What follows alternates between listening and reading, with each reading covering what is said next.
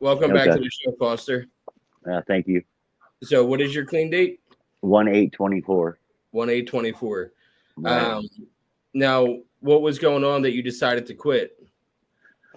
Just the same old routine, getting sick and tired of it. And I kept looking at the 2% uh, percentage of meth users that are making it, and that's not enough. And I didn't want to be one of the 98%. And you know, a lot of things have changed since you and I talked last. So I got married. Um, you know, um, Congrats. Yeah, thank you. She's a awesome woman. Yeah, she's great. So, um, but I just changed my life. I mean, from the stigma word is God, and God is what changed me. To be honest with you, Have you been it attending meetings? no, well, that's not true. I've been attending Celebrate Recovery meetings, but not the NAAA meetings. Yeah. What's Celebrate Recovery? How's that different? Celebrate Recovery is based on on 12 steps, but it's more of a spiritual uh, setting, more of a godlike setting. You know, I'm not into organized religion at all, but um, on a spiritual aspect, it's really freeing. Yeah, So no, I just started saying God again for the first time since I was like 15. yeah, And, I'm 38 now. And before, even in AA, I wouldn't say God. Um, I wouldn't even barely even say higher power. And I went through the steps and I had, spiritual experience. But again, I wouldn't chalk it up to God. And then I had a relapse in the last year. And after my dad died, I started smoking all day, every day. I started getting prescribed benzos like Ativan and Valium. I started snorting my Valium, and I was doing anything to escape. And I decided to go back to AA first. And I was there for 2 months, almost every day. Every day at noon, my work gives me the capability to take an hour and a half long lunch break to go to my meeting every day at noon. But I felt really silenced in AA because my story isn't just alcohol, it's drugs too. And they don't want to hear about weed. They don't want to hear about benzos. They don't want to hear about opiates in AA. And I felt kind of stifled. And I found an NA meeting on Zoom every day at noon during the week, Monday to Friday. And it's based out of Providence, Rhode Island, and it's a great group of people. And I found my now sponsor. He just celebrated 30 years the other day, cool. and I've been enjoying NA, and I've been saying God again, and about to go through the steps again this time through NA because I've been through the steps with AA, but I've Right. never been through them in NA. It's a little more detail oriented in NA. So I'm Right. excited to go through them again. Now, what got you into Celebrate Recovery? Uh, Through my church, the church I'm going to started a group on Thursday nights, and so I just wanted to try it out. You know, it kills me in the AA and NA world where they fight each other so much. It's ridiculous because an addiction is an addiction. I don't care what it is. If it's overeating, if it's masturbating, if it's whatever it is, that's an addiction. And why can't we come together as one and say, okay, this is about us, not about this certain thing, you know? So, but Celebrate Recovery just it's different because they have habits, hurts, habits, and hangups. All right, it's not alcohol or drugs. It's all everything mixed in together, and sometimes it's hard. Like in my group, there's not a lot of addicts. There's more hangups or whatever you want to call it, and so they still don't understand a lot.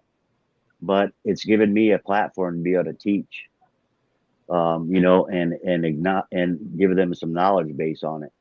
So I mean, I enjoy it. Yeah, I'm all for other modalities of recovery. My wife does recovery Dharma, Mhm. which is like a Buddhist approach to the 12 steps, Right.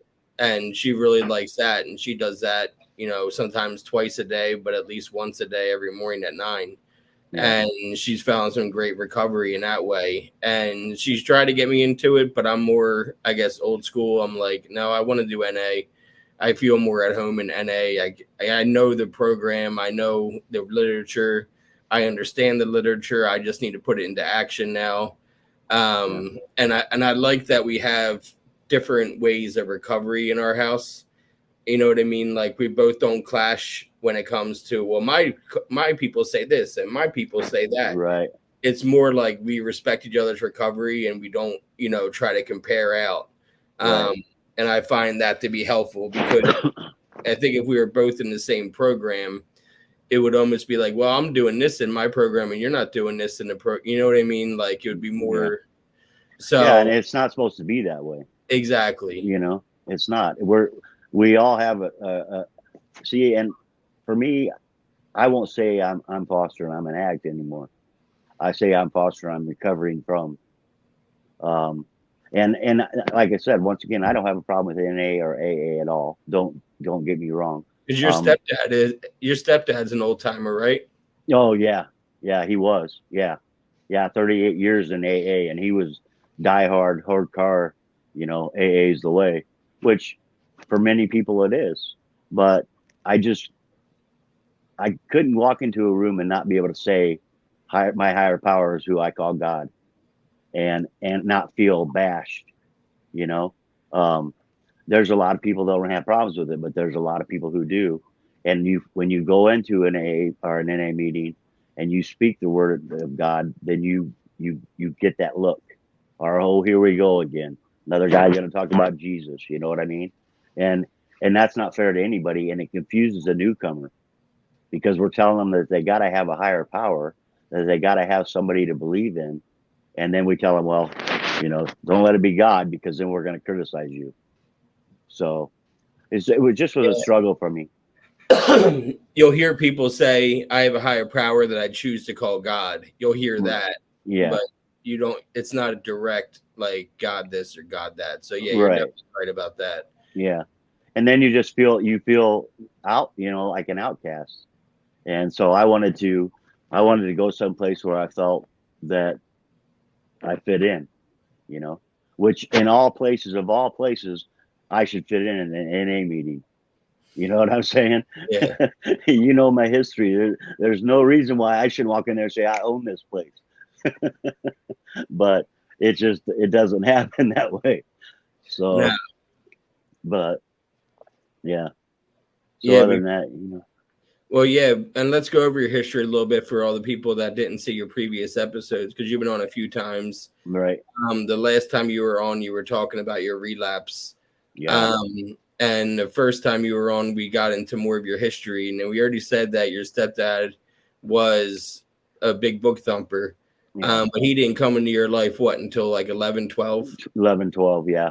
Right. Yeah. But yeah. Remembering pieces. Yeah. Yeah. The first, my mom was married 5 times, and the first, 3 of them were physically, verbally, and sexually abusive to me, and started me on drugs when I was 5 years old. And what was the first drug that you put in your body? Marijuana. Mm-hmm. Yeah, they'd have me smoke it to calm me down. First, they started blowing it in my face, and then they had me start hitting on the pipe. So, yeah. I can't imagine a 5-year-old today smoking weed. Yeah, I can't imagine any 5-year-old smoking weed. My wife and I were just talking about the other day because we both discovered alcohol at a young age, not 5, but I was 11 when I discovered alcohol, and our kid's 10. And I said, it's weird to think that I was his age basically, and I had started drinking because, and it's not, I didn't start drinking because my parents were alcoholics. They were far from alcoholics, and they would hide their liquor in the basement for parties. And I would sneak down the basement. I knew where it was hidden, and I would make Captain and Cokes. And, my parents didn't notice it was missing because they never drank it except for when they threw a party. And it's not like they were throwing parties every weekend. I'm talking like birthday parties, 4th of July, the basic. And socialized drinking. Socialize, yeah. A bunch of people come to the house, communion parties, shit like that. Right. And my parents knew how to throw a party, so they always had liquor stocked, and they had liquor left over. and they weren't going to throw it out. So they just would hide it in the basement, and I knew where they hid it. Yeah. And so I started experimenting, and I was saying it's weird because, you know, our son isn't near alcohol whatsoever with us.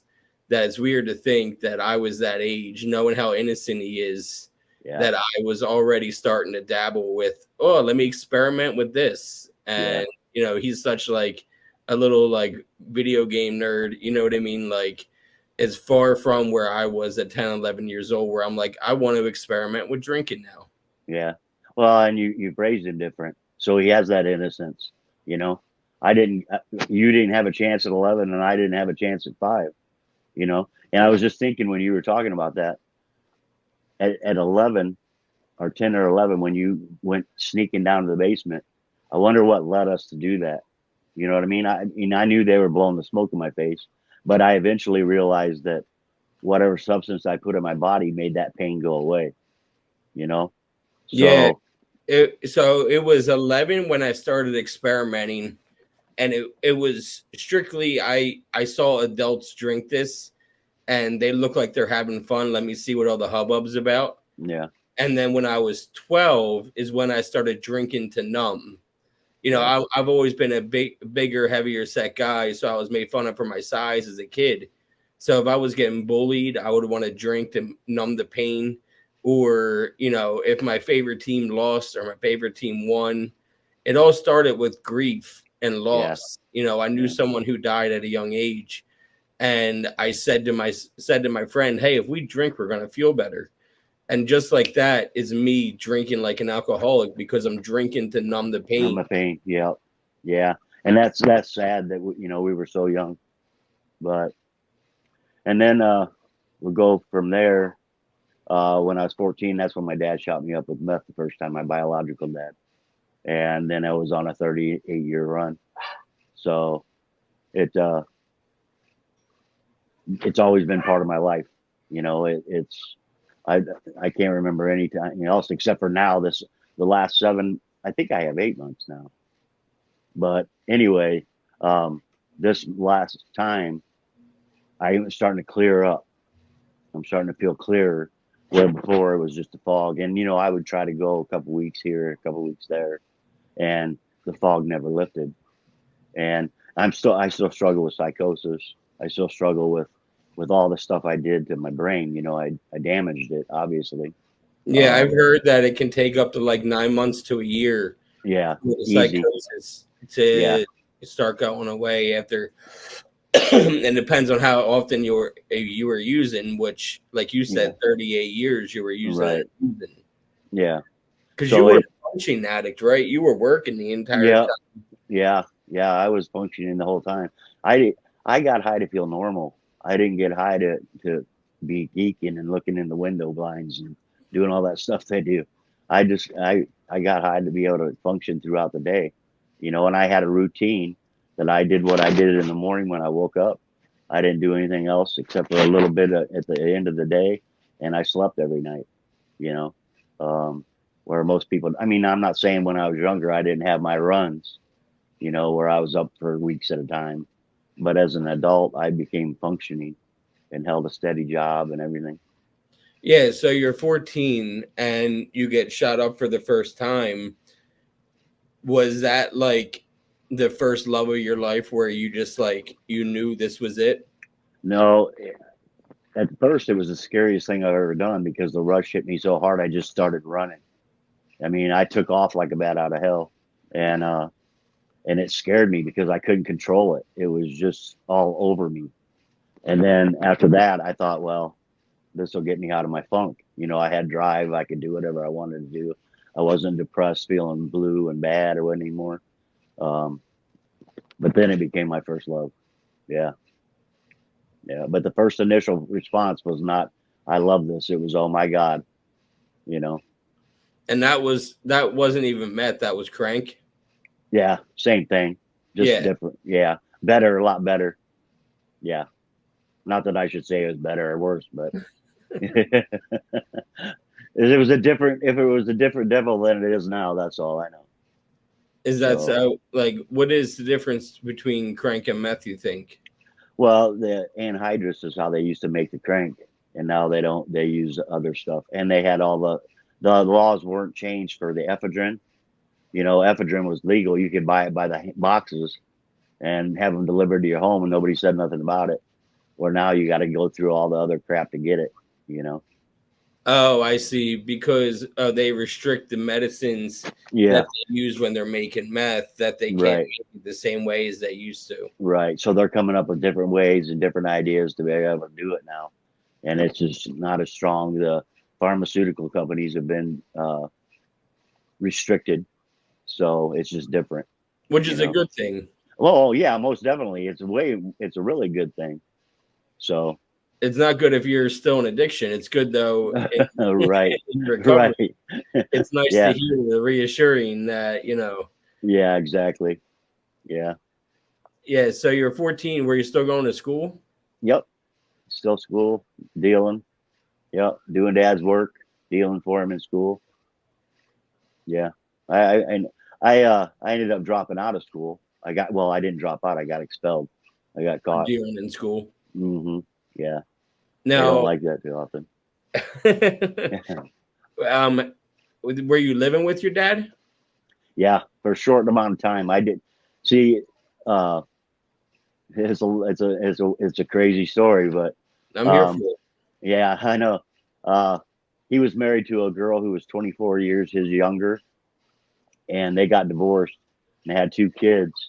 And my dad was giving me a hard time. I mean, he was standing over my bed at night and screaming and calling me worthless things while I thought I was sleeping when he was messed up. And so I took off, ran away, came back up home, and lived on the streets for a little while. Well, then that 21-year-old lady called me up and said, "Hey, why don't you come stay with us? You'll be safe. You don't have to live on the streets." Well, I was 16, 16 or 17, and I was staying there. Everything was going good, but I woke up in the middle of the night and she was on top of me, and she got pregnant the first time. I lost my virginity to my ex stepmom, and so I called my parents up and told them, hey, she's pregnant. And they said, "Well, you got to marry her because that's what God would want you to do." So I married my ex stepmom, and so my ex stepmom became my wife. My two half sisters now became my daughters, and I stayed with her for 23 years. So, yeah, it was a Jerry Springer show, and yeah, it was crazy, dude. Yeah. I Yeah. mean, but you made it last 23 years. I didn't want any other kid raising or any other man raising my kids, and I knew she was young enough that if she we broke up, that she was going to get with somebody else. And I know what stepdads do, you know what I mean? And so I wasn't going to have my kids be raised by anybody. You had more kids with her? I just have the two. I have a daughter and a son. Yeah. Oh, I guess we had the two, and then we had two more. Yeah. I had a Okay. daughter and a son. So you were 16 when you got married then? I was 17. You were Yeah. 17? I was 16 when it happened, 17 when I got married. My parents had to sign off on it. So How did your dad feel about you marrying his ex? didn't care a bit. I mean, he's a scumbag biker, dude. And I'm not saying, I shouldn't say that because not all bikers are scumbags, but he was just he was a scumbag, man. He didn't care, you know. He was like, "Well, it ain't my problem anymore." So, and you know what it did though? It made me feel guilty and nasty once again, like I did when I was a little kid when that stuff was happening to me. Because Yeah. I always, the abusers always make you feel like it's your fault.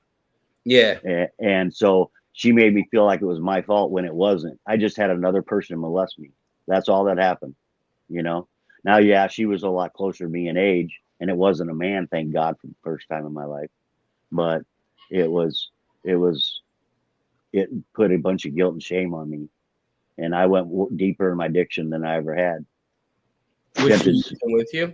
Huh? Was she using with you? No, no, no, not at all. Most the women that I've ever been with, except for my one that passed, um, never used drugs. I didn't like drug women. I didn't like how they held themselves, how they carried themselves. And I don't mean that disrespectful to anybody, but your morals and your standards kind of go drop a little bit when you're in the middle of your addiction, you know?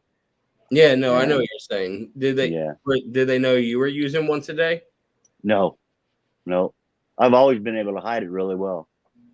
I mean, like I said, it just makes me normal. And it, even my wife now didn't know that I was, you know, I held it. I met her at church. You know, it was somebody, she knew my parents for a long time before they died. And, she didn't have a clue. And I finally had, that's one of the ways I was getting able to be clean was because I was able to go to her and say, hey, listen, I got this issue. And I know I lied to you about it. I know you know, you're going to have a problem with this, but it's the only way that's going to save me, knowing that she knew. You know what I mean? Because I can keep a dirty little secret all my life, you know? And Plenty of practice at that. yeah, exactly. And I was a master at it. And I love her and I respect her and I wanted her to know me, you know. She knew all the dirty stuff that I talked to her about, the stuff that happened to me because I was honest with her about that. But that one thing, you know, and what they say, you're as only as clean as your dirtiest secret, you know. Well, my dirtiest secret was that I wasn't clean. Yeah, our secrets keep us sick. Yeah, exactly. So she saved my life in a lot of ways, man. So That's awesome to hear, yeah, because, last time we talked, you were pretty down. yeah, yeah, yeah, You were really depressed. I was worried about you, man. I was, yeah, and now you're doing like a total 180 of, yeah, spirits. yeah, 8 months, 9 months, clean, yeah, and, you're clean and serene, as they say. yeah. Um, so you guys were married 21 years. Why'd you get divorced? Because we were sitting there, and you know, like I said, I was a functioning addict. I was a manager of a plastics company. My brother and I owned a painting contracting company together. Lived in a $450,000 home. I had anything. We had everything. And my kids, the two oldest kids were in college. My daughter was a senior in high school. My son was a freshman. And I'm sitting in the driveway drunk, drinking like I did every day. So I would drink every day, so I didn't have to go in and face her. All I do is just go in and pop in the bed, and then wait to get up the next morning. Well, I'm sitting there and I'm going, I did this, and plus I was putting her through nursing school. I was paying for her to go to nursing school. And I'm sitting there and I'm like, you know what? I need this. I did this. I don't need this. I did all of this. I bought this house. I paid for all of it. And she was a narcissist, man. She had me believing that I needed her, that I could never make it without her because we got started so young that I didn't know the difference, you know. But I was sitting there and it was like a light bulb went off of my head and I'm like, there's no way I did all of this. And I left. I got on my Harley, packed what fit on my Harley, and I was gone. Told my two kids that I was leaving. I said, I love you. And I took off. I mean, I seen my kids and stuff after that, but I had to get away from her. So it just, you know, it took a quarter of my life, you know, being married to that woman that it all started off wrong. So, Now, did she know about your history? well, she lived most of it. Well, no, I mean like your early on history. Oh yeah, yeah.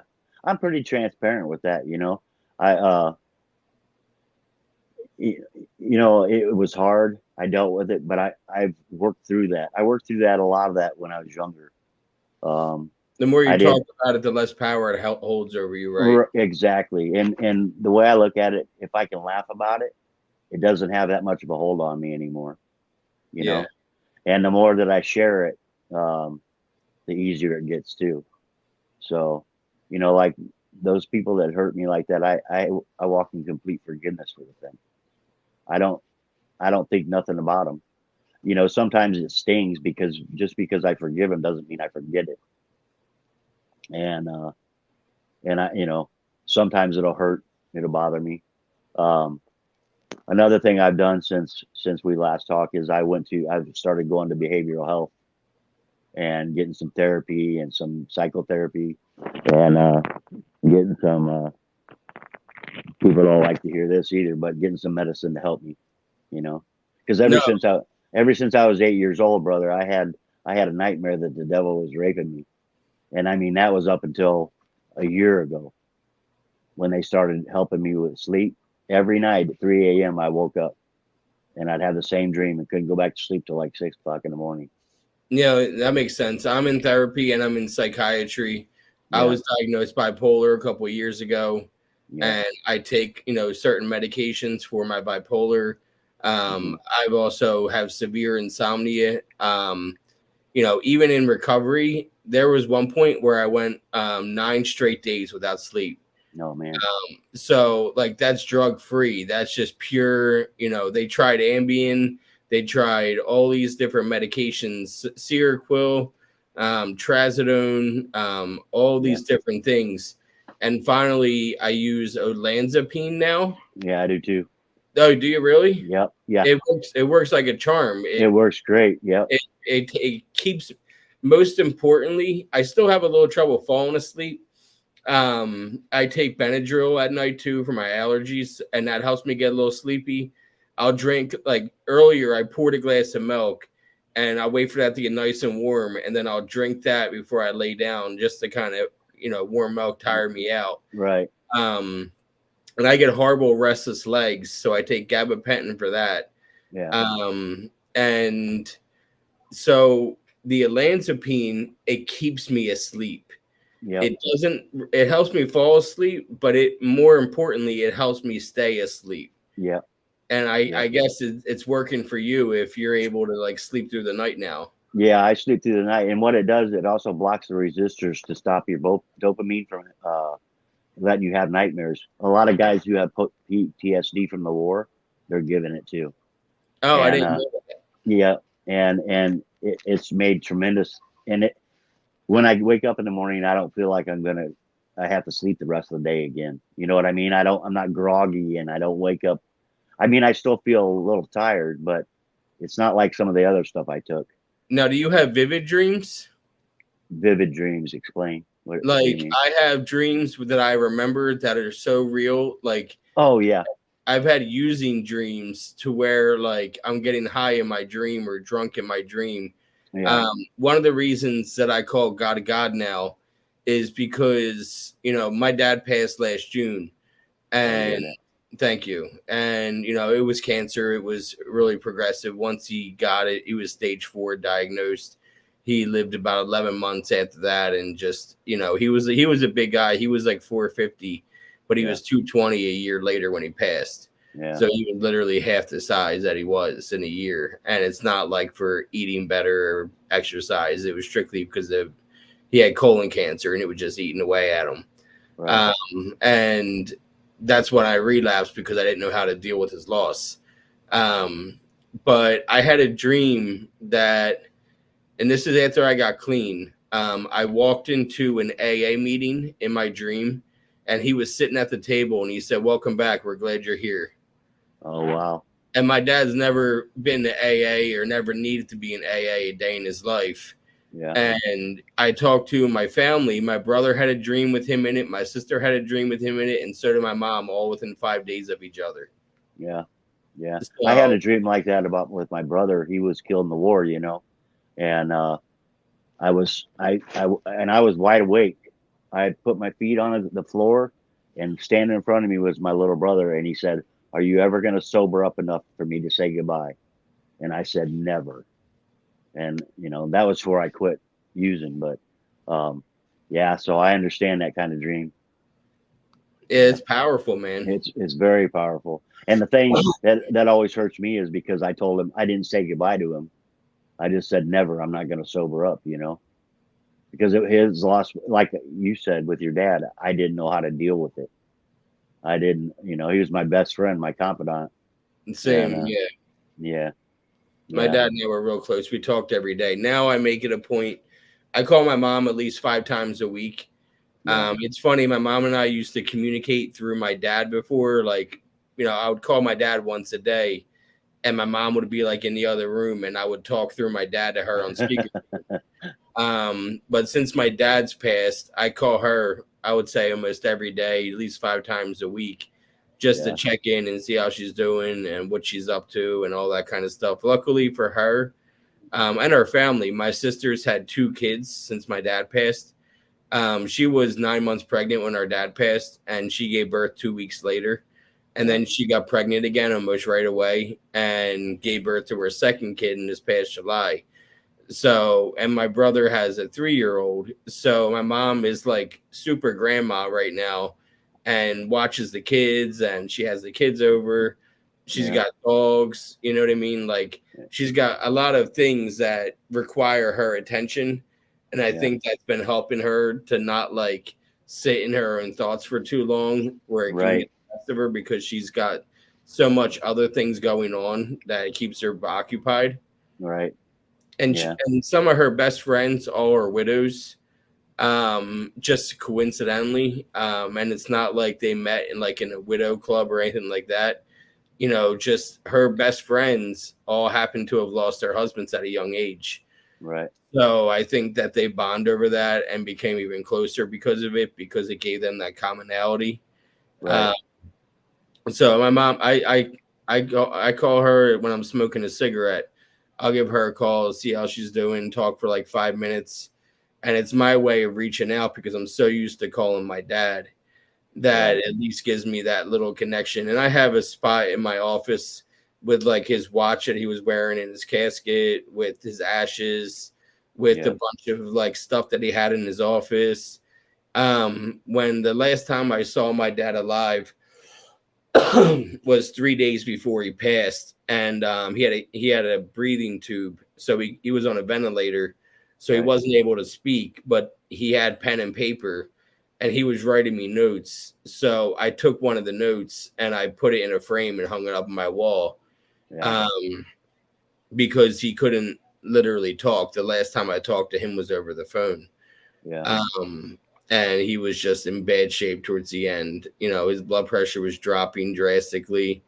He was just really, it spread to his stomach. It was just not a good situation. And, after a bunch of surgeries in one day, he told them, I wanted to sign a DNR. Yeah. And, he was too much for him. It was too much for his body. They had to remove like 3/4 of his stomach. It was just way too much for him. And he decided it was time. He fought as much as he could fight. And I don't blame him. I would have done the same thing in his shoes. Like the tumor was so big in his colon that they couldn't even give him a colonoscopy. They even tried using a pediatric camera, and they couldn't even get that through because of how big the tumor was. So, he was doing radiation. He was doing everything that it was suggested of him. But it just, at the end of the day, it was too much on his body. And he just, like I said, he lost half of his weight in a year. Right. So, obviously I miss my dad and it sucks. But through therapy, through psychiatry, through NA, through me getting completely clean, because I even stopped smoking pot. Right. Which I never thought I'd be able to do. I mean, I started smoking weed when I was 13 and I'm 38. Yeah. And so you're talking a solid 25 years. And, I'm proud of you for that too. Just so you know. Yeah. Yeah. I mean, I went, I even didn't smoke on 420 this year. And that was my first 420, first 420 sober since I was 13. Yeah. And it was definitely strange for me not to, because I'm so used to partying hard on 420. 420 is such an important day in my story, because it was April 20th, 2018. And I was high on pills, but I was also smoking a bunch of weed. And there was a documentary on Netflix called Legend of 420.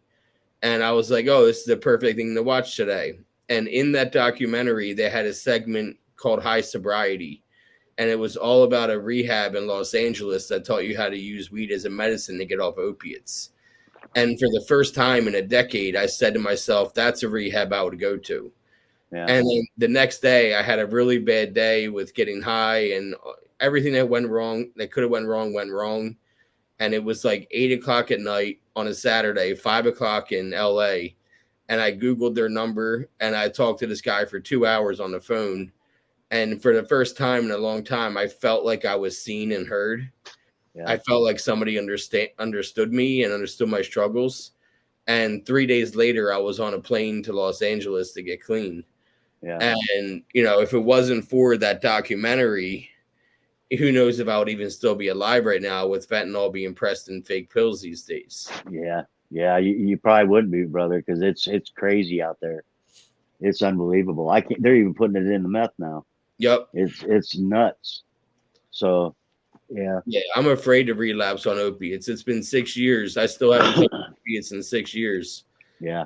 I did. I hurt my tailbone a few years ago, and they gave me 6 5 milligram perks, and I ended up taking 4, and then we disposed of the last 2 because I didn't need them. Yeah. And that was about my extent of taking opioids, while in recovery. Right. But I shocked myself that I could even just dump 2, and even though I had 2 remaining, I could have got high off the. You know what I mean? Like, yeah. Well, yeah. I mean, look at in your past, you would have never got rid of those 2. I wouldn't have either, and I didn't do pills. I would have lined up all 6 and made one big line and just Yeah. at the same time. That's exactly right. So even that was a win, Yeah. So I'm, that's why the show is progress, not perfection. I'm never going to be perfect, Yeah. and perfection is a weird thing. Perfection is a perception of what you put as your own standard of perfection. Right.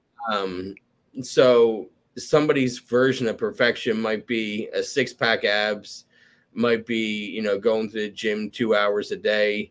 It might be just, having a great family life. Everyone has different things that they strive for.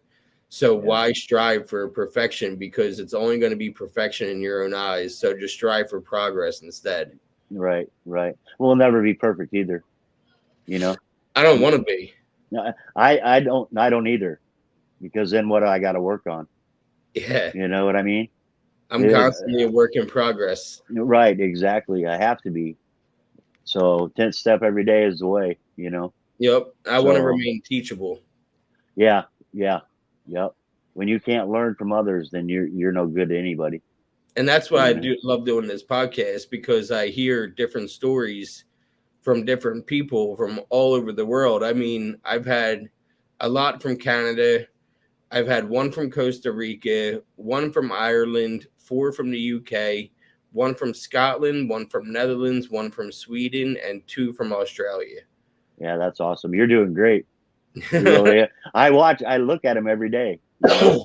You've been on it since you come back. I was worried about you when you dropped off, and that's, I think when we know somebody, that's what we always do is immediately, oh crap, what happened? Yep. But I was worried about you, and then when I seen you coming back, I was like, here we go. And it's even better now.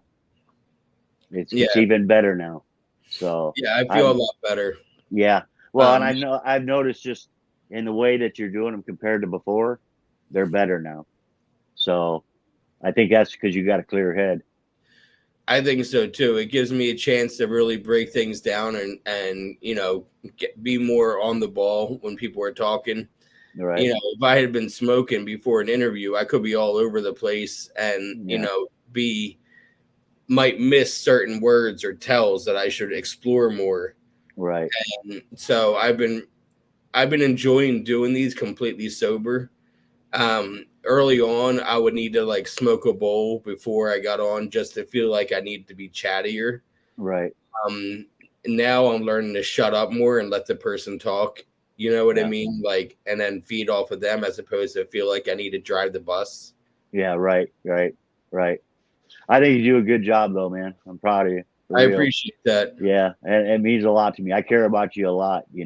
I've, over the 3 years we've known each other. Yep. I think something like that. It was the first time I had you on was September 2021. Yeah. Yeah. Right before my mom died. Yep. Yeah. And it was coming up on a year after your wife had passed. Yeah. Right. And Yeah, so in that September, I released an episode every single day for Recovery Month. Right. And it kind of inspired me to do it again this year, just because I had the time. Why not record a bunch in one time and put them out daily again? Right. So yours will be out almost exactly 3 years after your first episode appeared. Yeah, that's cool. Yeah, that works. You were. This is like your one. This is my 4th time. 2. It's your 5th time. My 5th time? Yeah, because you were in that one about harm reduction with Ashley and Tara. Yeah, right. Yeah, I forgot about that one. Solo, and then your 5th total. Yeah, because we did one that was just audible too. Yeah. Yep. Yeah. And Ashley, who you were on the live stream with before, she's been on 7 times or 6 times and about to do a 7th. Yeah, that's cool though. I like doing something right. We keep coming back. Yep. Yeah, exactly. Yeah, you look a lot better. You sound a lot better. I feel a lot better, brother. I mean, health wise, give you an update there. My heart's still screwed. There's nothing they can do without a transplant. It's just still at 17% function. It hasn't dropped any, so that's good, but it hasn't went up any either. But it is what it is. I mean, I made my bed, we reap what we sow, and my heart is definitely one of those things. And, at least I'm not using. I mean, when I first found out, I used every day and kept on going like it was nothing, but I don't know. We live and we learn. Yep. You can't fix everything. No. Are you on a list for a heart transplant? No, because when I first found out, I was still using, and so they wouldn't put me on it. And I haven't even asked about it since. I've come to terms with it. It's been a while. I mean, since I've known, and to be honest with you, I'm ready. I don't want to sound morbid because it's not morbid. It's just, I feel like I'm ready because I'm tired of feeling sick, but I also feel like there's more than I'm supposed to do. I feel like you doing the podcast. This is your calling. I mean, and other things. There's more than just this to you, but I feel like there's something that I'm supposed to be doing, and I just got to figure out what it is. But maybe I know it's getting back into writing. Yeah, well, I haven't written in a long time. Yeah, when my mom died, I kind of lost the feel for it.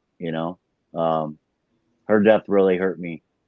So, but it, something. I know it's something to do with addiction.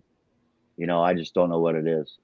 If I'm writing about it, or if sharing and talking about it, or whatever, You with your story, you could write a book, man. I did. Oh, I already did. Yeah. Yep.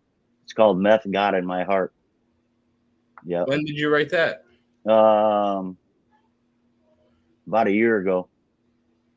Is it published? Yeah, it's at Barnes and Noble and Amazon, places like that.